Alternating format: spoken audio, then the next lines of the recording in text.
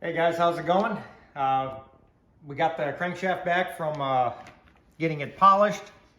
I know it looks like it has a little bit of scratches. I did mic it up, took some measurements, we're good. I'm gonna get the bearings ordered, and that's the last piece of the puzzle here. But what we wanna do today, Mancini Racing torsion bar adjuster, about 42 bucks, and we're gonna show you how to change this since ours is bent. Yeah, we kind of tried to fix the car till it broke. Yeah, yeah, we did a lot of adjusting, but I believe that was bent from the get-go. It's kind of rough under there, so let's go put this on. So we'll let Ricky pull this off. So yeah, that adjuster will fit A, E, and B bodies.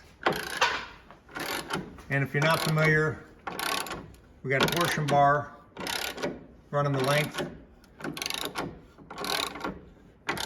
And you adjust this bolt, this 3/4 inch bolt that he's pulling out right now, and we'll show you when this thing gets out. Yeah, I think we showed after we thought we broke it how bent it was. But I think we ended up running like another race with it before we realized everything was sagging and not going very well with it. We'll put a little anti-seize on it too so it doesn't...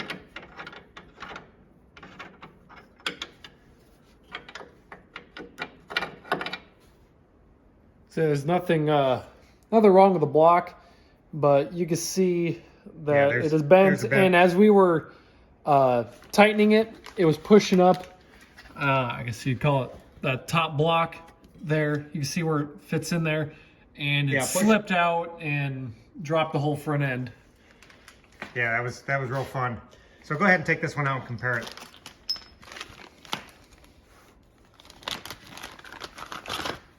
Could have got to use one from anywhere, but I don't have a stack of old Mopars back there, and I know a few of you guys do. Yeah, a used one would have been fine. It looks like a touch longer, but as you can see, compared to this old one, it is actually straight. At least it's straight. Yeah. So let's get some anti-seize on it and go put it all back in. Yep. All right, so yeah, we'll get a little anti-seize on that. Found that to be very important because the first time last year when we went to adjust these, when we they were seized. Figuring out some chassis adjustments, it did not want to go at all. So yeah, we did another video where we adjusted the front end, and we'll do that again. A couple of those videos. Yeah, we adjusted the snot out of this, and sometimes we gained and sometimes we didn't.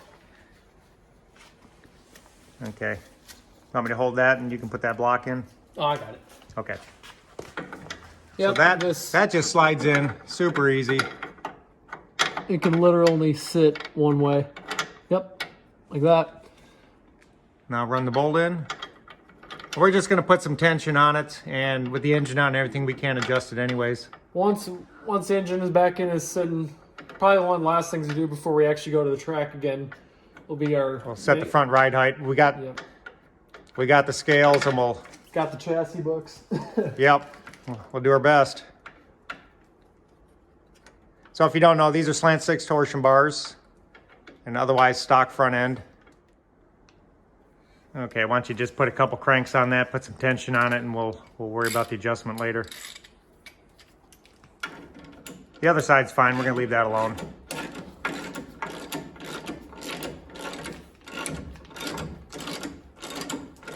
Maybe the camera can't do it justice, but as it's going up, you can see the height here changing. Yeah, plenty of adjustability.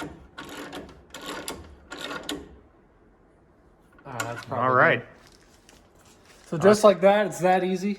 Yeah, a lot easier until you know. Once you know, it's easy, yeah. And also, well, it looks like you're able to check a few things off our list. Yep, that's done. We got the rear tires, they still need mounted. We got our gasket set. Removed our heater core, trans oil, filter, maintenance, and just the band. Starting to knock things off the list pretty good. Yeah, we gotta pick up the pace though. We got some engine work now that we got all the parts. We'll get going on that. And yeah, so we're more than halfway on our 500. We're over 270, which is really cool. Appreciate all the support. So yeah, with that, like and subscribe, and let's get rolling on this car. Yeah.